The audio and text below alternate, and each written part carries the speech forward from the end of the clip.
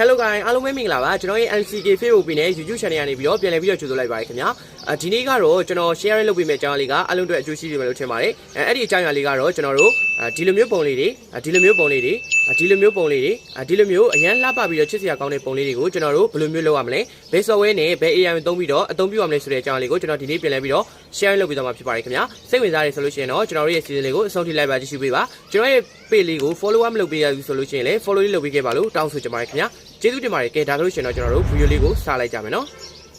ကျွန်တော်တို့ဒီလိုမျိုးချစ်စရာကောင်းတဲ့ပုံလေးတွေကိုယ့်ရဲ့ဒီ social media platform ပေါ်မှာကျွန်တော်တို့ဒီလိုမျိုးချစ်စရာကောင်းတဲ့ပုံလေးတွေကိုကျွန်တော်တို့logo ပုံလေးအဖြစ်ထားခြင်းနဲ့ဆိုလို့ရှိရင်တော့ကျွန်တော်အခုပြပေးတဲ့အတိုင်းလိုက်ပြီးတော့လုပ်လို့ရပါတယ်ခင်ဗျာ Okay ကျွန်တော်တို့ပထမဦးဆုံးအနေနဲ့ကျွန်တော်တို့ဒီ Bing ဆိုတဲ့ဒီ AI software လေးပေါ့နော်ဒီကောင်လေးကိုကျွန်တော်တို့အရင်ဆုံး Play Store ကနေသွားပြီးတော့ download ရမှာဖြစ်ပါတယ်ခင်ဗျာဆိုတော့ကျွန်တော်တို့ Play Store ကိုတစ်ချက်သွားလိုက်မယ်နော်ဆိုတော့ Play Store ရဲ့ search bar မှာကျွန်တော်တို့ VILG Bing ဆိုပြီးတော့ကျွန်တော်ရိုက်ရှာလိုက်ပါ Okay ကျွန်တော်တို့ဒီဒုတိယမြောက်မှာပေါ့နော်ကျွန်တော်တို့ဒီ logo လေးနဲ့ဖြစ်ပါတယ်ခင်ဗျာ Okay ဒီကောင်လေးကို down ထည့်လိုက်ပါနော် Okay ကျွန်တော်တို့ down ပြီးပြီဆိုလို့ရှိရင်တော့ကျွန်တော်တို့ရဲ့ phone screen ပေါ်ကိုရောက်လာပါလိမ့်မယ်ပြီးလို့ရှိရင်တော့ကျွန်တော်တို့ဒီ Bing ဆိုတဲ့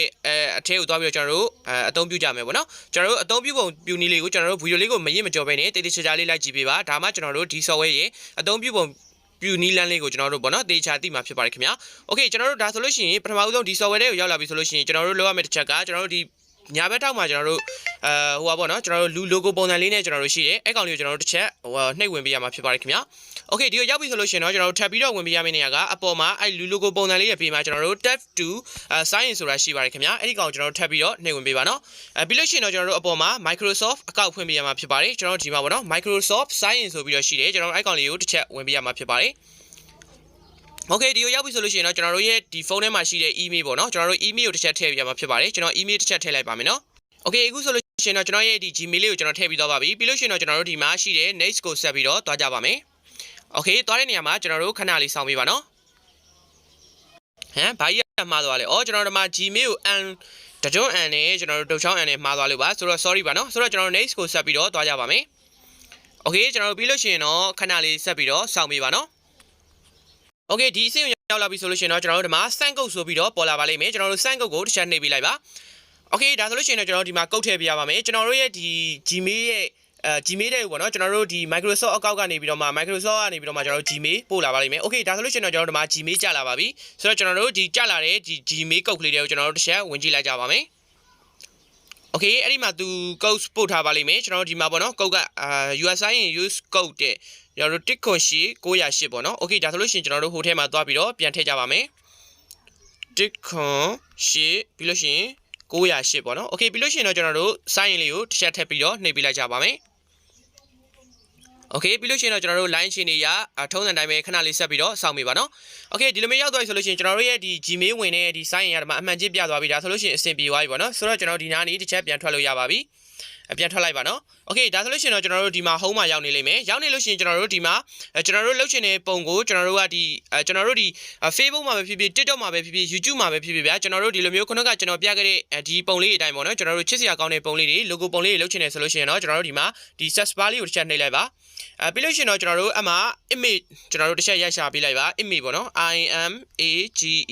image create ဆိုပြီးတော့ကျွန်တော်တို့ဒီမှာပေါ်လာပါလိမ့်မယ် image create ပေါ့နော်ဒီစာသားကိုနှိပ်ဝင်လဲရတယ်ဒီပုံလေးကိုနှိပ်ဝင်လဲရတယ်ပေါ့နော်ကြိုက်တယ်လို့ဝင်လို့ရပါတယ် Okay ပြီးလို့ရှိရင်ကျွန်တော်တို့ဝင်ပြီးတော့ခဏဆက်ဆောင်ပေးမယ်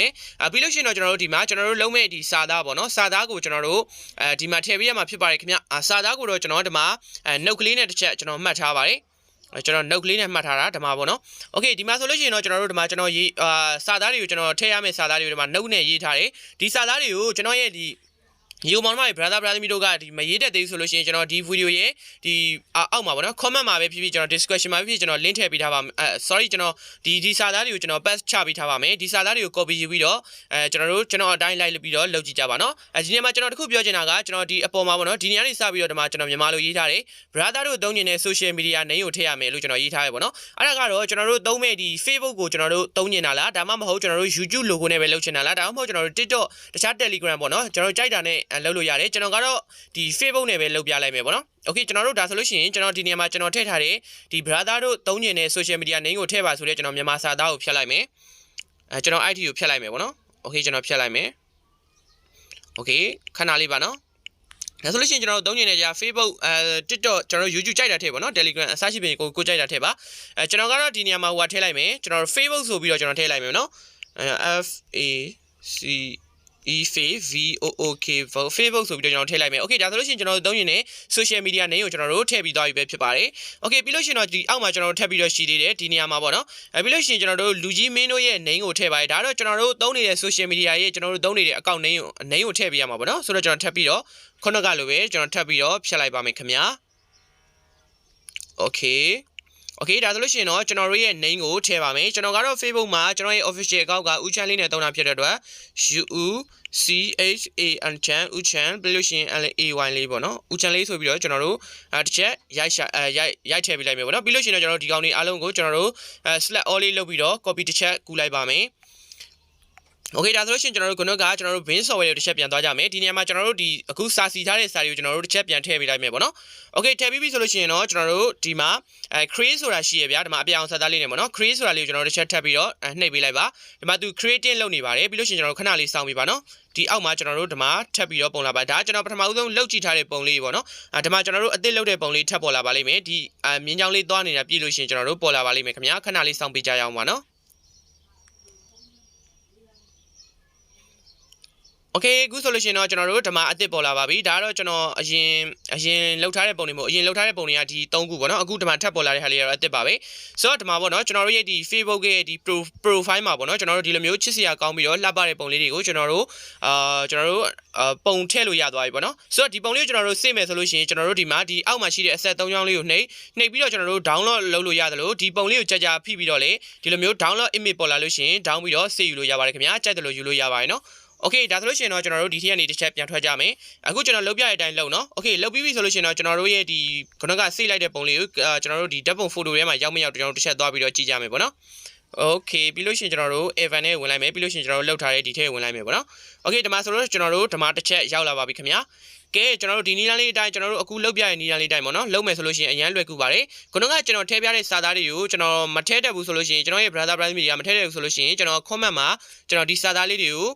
ကျွန်တော်ရိုက်ချပေးထားပါမယ်အဲ့ဒီထဲမှာသွားပြီးတော့အဲ့စာသားလေးကို copy ယူပြီးတော့ထည့်ကြပါနော် Okay ဒါဆိုလို့ရှိရင်တော့ကျွန်တော်တို့အားလုံးပဲအဆင်ပြေကြပါစေနော်ကဲ like လုပ်ကြည့်ကြပါခင်ဗျာ